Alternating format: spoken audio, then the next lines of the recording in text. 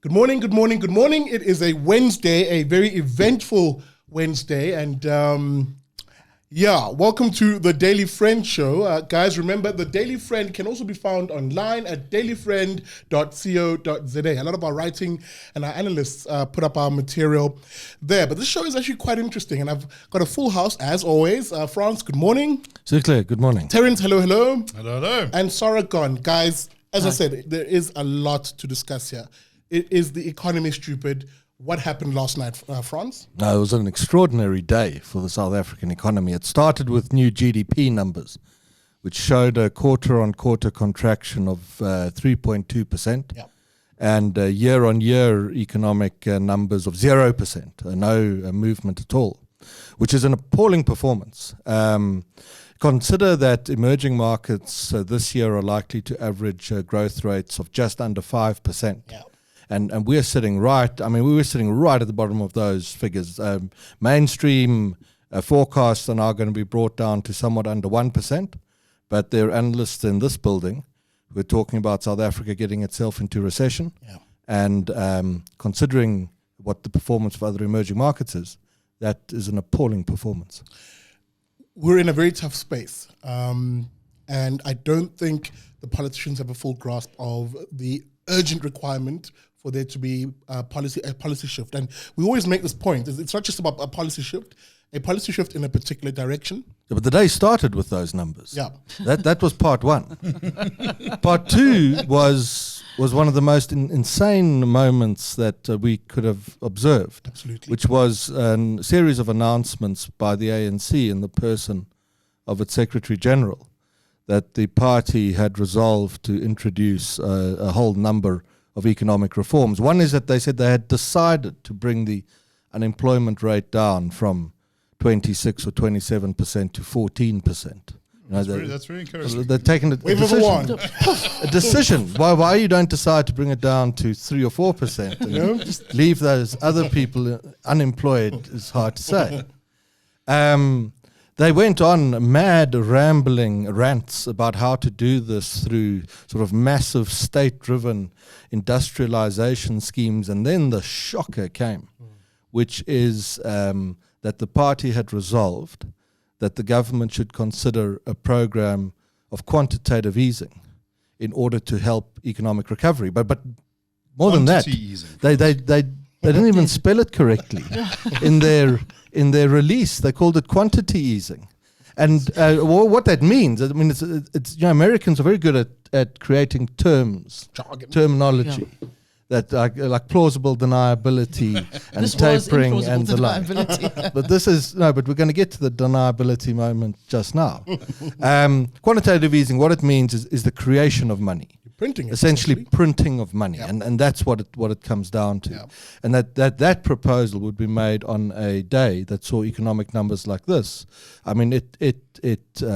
That frightens emerging markets. That frightens financial markets. Well, it should frighten ordinary South Africans too, because ultimately it's an inflation. Quantitative easing period creates inflation, because any economics 101 student will tell you, the more of something you have, the less it's worth. If you're printing more money, it becomes worth less. Yeah, but then we were. That was part two of the day. Part three was that as the fallout started to happen, the ANC began implausibly to deny any of this. In the person of the chairman of its Economic Transformation Committee, Enoch Onongwana, who's usually quite a good chap. Yes. And he said, no.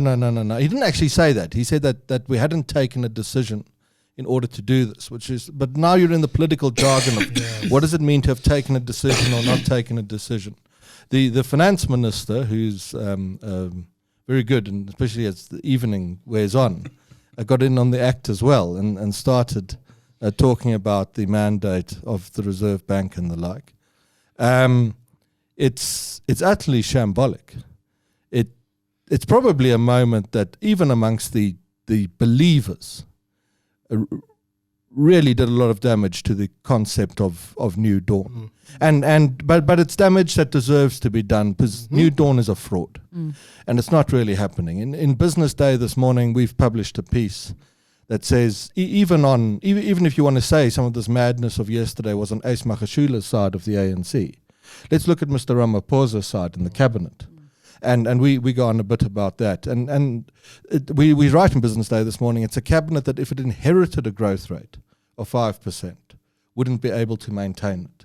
But to think that this is a cabinet that can take our present position and chase it up to 5%, we say, in its direct quote, we say it's fairy tale stuff. Fairy tale stuff, guys, let me open it up a little bit, because I think we've been having this conversation about there is just no evidence, no signal that we're going to see the sort of reforms from this cabinet or this ANC, period, that can lead to a prosperous, growth-led South Africa. Terence? Well, I think the Bill Clinton quote about how it's the economy is stupid can be reformulated somewhat. There's stupidity in the economy. One could almost think that things like expropriation without compensation, nationalizing the Reserve Bank, could have something to do with the cataclysmic GDP figures. That's right. But what the response one seems to get is, well, we're just going to be doubling down and doing it harder and doing it faster. Einstein is often quoted as having said that the definition of insanity is doing the same thing again and again and expecting a different result. This would be comic if it wasn't so tragic. But guys, let me throw something in here, and I'll come back to you, France, on this one too, because earlier this year on social media, ANC was waxing lyrical about, we're sending a delegation to Venezuela. It's going to be a learning mission. We're going to be, learning how the revolutionaries on that side of the world do things. And I kept saying to people online that this is the ideology that is underpinning the stubbornness, if you will, that we see in policy today. And we're kind of seeing this come full circle. I mean, once you start talking about quantitative easing, taking over the Reserve Bank, this is textbook Venezuela, if you will, textbook Zimbabwe, is it not? It's ideology. Yeah.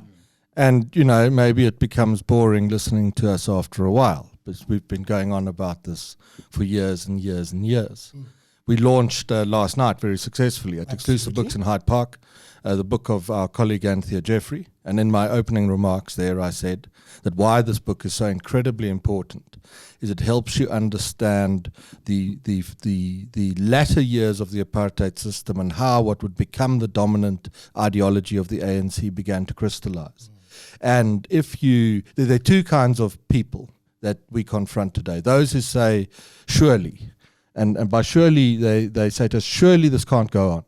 Surely they must understand, surely they must turn in the face of the evidence. Now, I mean, you're not going to get more evidence than this. And they should, and to a logical mind they would, but they don't. And why not? And there's only one answer that remains, and that is ideology blinds them and imprisons them and keeps them away from making sound and pragmatic decisions. Sarah, we're seeing the effects of this now. And unfortunately, if you look at the news cycle, generally speaking, we're just not telling the story of who is hardest hit by essentially the dogmatic approach to leftist socialist ideology and really a declining state. We're not seeing that story, aren't we? The story's actually being written very often, but it's not being written by the people who supposedly have control of the situation. Everything that affects the economy badly is going to affect the very poor. Absolutely. The worst. But the problem, of course, is that what the government depends on are the people who can afford to pay the taxes that they are going to use to supposedly, and I'll give you yesterday's example, sort of slid under the radar. PRASA, now PRASA is probably another byword for corruption and incompetence, has agreed to, with the trade union, a 7.3% wage increase and an undertaking not to retrench in the next year. With what? With whom? It's all part of the same madness, and I think they learned very well at Venezuela, because this is what we're seeing. We're seeing the sort of just go plunging down the cliff of economic sensibility, and I mean, there was a funny one statement that gave a sense of Ace Magashula doesn't even know economics 101. He said quantitative or quantity easing is used most in the developed world. So we're going to use it. He's right, it is. But that's the only place. Those are the only places you can use it, if you use it at all. Yeah, but what becomes a frightening thing is that there's no middle left. No. I mean, relative to Ace Magashule yesterday, much of the rest of the cabinet and the policy lineup in the ANC looks better. But it's not. Even Gorongwana, who has some good moments, is on the record in favour of prescribed assets. Exactly. And what prescribed assets actually means, if you get past the lingo, is nationalising your pension funds and your savings in order to spend the money on government projects and propping up things like PRASA. Even in the centre of Mr. Ramaphosa's sort of brains trust, there's much enthusiasm for expropriation policy, but expropriation policy that won't harm the economy. So there's nowhere left to hide. The centre doesn't hold, and things begin to fall apart, and the consequences will be very severe. But Sarah's made the most important point this morning, and we don't do that well enough either on the sort of liberal side of the analysis. This is ultimately about poor people. This isn't highfalutin sort of economics, theoretical stuff that must be dealt with in policy think tanks and the like, and sort of affairs of state. What this translates to in its simplest is that if you're a poor person without a job, if you are living in a shack on a sand dune outside of Cape Town, there is no chance that you can escape from that kind of terrible poverty and dependency because of the thoroughly stupid policy decisions that are being taken by policymakers, government officials and politicians. Sorry, go ahead. Yeah, look, I like to scroll back to a book that was written about a decade ago by Brian Pottinger, The Mbeki Legacy. There's some wonderful moments in that, and one of them is is a comment he makes about the ANC's approach to governance. He says there's a certain symmetry between the National Party and the ANC, whereas the National Party is don't worry about your future, you don't have one. The ANC's is don't worry about your future, we will give it to you.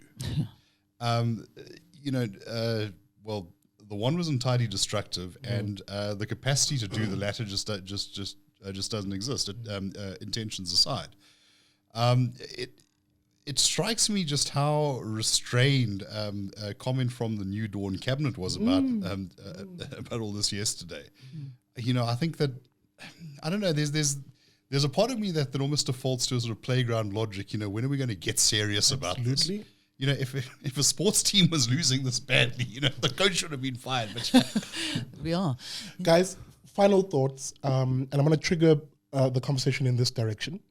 My biggest concern is we're seeing a march towards a policy approach, a political approach, if you will, from our body politic that seeks to appropriate more power into the hands of a political elite and politicians at the expense, really, of poor people. That is, there is an awareness that poor people are on the suffering end of the scale, but we're seeing this march towards this. What do we do to push back? Because that's what a lot of people who are watching might be thinking. Well, how do we get into the fight? There are a few steps. One is to understand what is happening and why, which is the point that Anthea made so well last night in response to a similar question.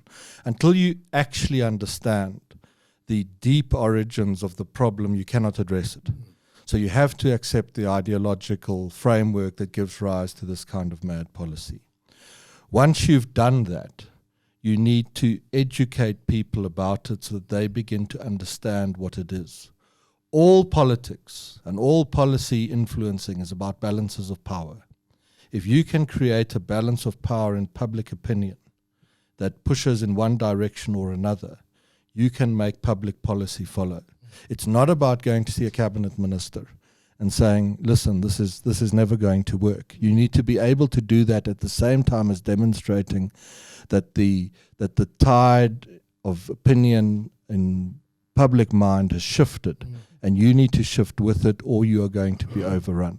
And you shift public opinion by entering into the public domain small arguments in favor of reform and sound analysis, well thought, robust, bulletproof stuff, thousands of times, day after day, to hundreds of thousands of people. And that's what you do. Once you get to that point, and you get to acceptance that there is a serious problem and a proper diagnosis of what it is, then you can start to sell the alternatives. And the alternatives are something that we sell relatively well. And the alternatives have to be to allow ordinary people and communities to take back from the state decisions over what is important to them and their own lives. Guys, making it politically unprofitable for politicians to make the bad decisions. Your final thoughts? Well, it will become unprofitable because there will be no money to make bad decisions with. Sorry, I just want to slightly put a positive spin on a negative, and I think it's the Chinese who conceptualize the idea of a crisis being an opportunity. And perhaps this is it, in the sense that things are so bad economically that even the supporters, particularly in business, who've tended to look at it in a rather sort of sunny manner, in the hope of really being able to keep their businesses going, perhaps once we're at the stage where people will start to hear our sort of message, because whatever they've heard from the other side is clearly just sending us on the race to the bottom. Exactly, it's absolutely right again. Change only happens at points of crisis in societies. And we'd got into so much trouble over the past decade, essentially, that it wasn't going to change until we get ourselves in considerable trouble. We're not quite there yet. The consequences of this ideology will still play out. We can see vast reversals on the rand. We can see inflation beginning to spike. We might even see initial moves towards this sort of mad money printing stuff. There's no guarantee that the Ramaphosa administration, as weak as it is I mean, and it doesn't have the solutions either.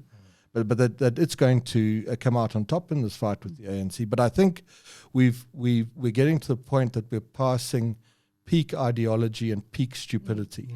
And there's a lot of downhill after this, I'm afraid. It gets harder. But what that means is that the opportunities to shape public opinion and drive reform are definitely there. Terence, final thoughts?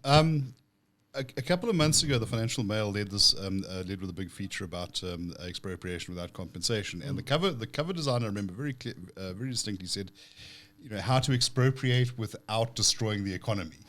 When you are into that level of farce, that you can discuss how to do this policy so it won't destroy the economy. You have passed a certain point. Now, unfortunately, what you have there is a respected business magazine, taking this quite seriously. I think that the sort of perverse advantage of a day like yesterday is it shows just how implausible that we can do this without the damages. And that's it's a challenge for ourselves and for millions of ordinary South Africans who are concerned about this to actually highlight that. Yeah, the quote on it is, that's what I've been looking up now to get it right for you, is Lyndon Johnson in 1964, who says, on the Vietnam War, I feel like a jackrabbit caught outside in a Texas hailstorm. I can't run, I can't hide, and I can't make it stop. And that is where much of the ANC and Mr. Ramaphosa find themselves this morning. They put themselves in that position. It's not going to stop for them. And in that, if you want the silver lining, and it really is the silver lining, that is actually the point that needs to be reached before we can begin to make progress in the long slog towards structural reform. Guys, thank you very much. And thank you for watching. I think you can look forward to this week's podcast, the Daily Friend podcast. I think we'll go into this issue a little more deeper and provide a lot more analysis on this. But yeah, guys, at the end of it, I really am encouraging you to read our articles on the Daily Friend because, all of this and more is, every day on the website. That's dailyfriend.co.za. And of course, please support our work because we can't do this without you at home who can join the other many friends of the IRR, our crowdfunding campaign. who donate between 70 and 90 Rand a month. You can become a friend of the IRR and donate by SMSing your name to 32823. An SMS will cost you 1 Rand, and terms and conditions do apply. But hey, if you don't like SMSs, you can find us online at irr.org.za/join, and you can sign up a monthly debit order there. Guys, look out for the Big Liberty Show this week. We will be bringing you that book launch of The People's War that Anthea Jeffrey did last night in Menlyn, in Hyde Park. And about Menlyn, this Thursday, you can catch Anthea Jeffrey, Franz Cornier, and my other colleagues at the Menlyn Park Mall, or Menlyn Mall, sorry, I think there's no park there anymore. Menlyn Mall at 8 p.m. 8 p.m. 6. I don't know. What time is it? I think it was the same time as last Am I getting time. everything wrong I think today? it's And 6 it's p.m. 6 p.m. Excuse me, 6 p.m. for 6:30, and you can come and listen to Anthea speak to the book, and of course pick up a copy of The People's War. Guys, we'll see you on Thursday if you'll be there. But otherwise, Daily Friend Friday again.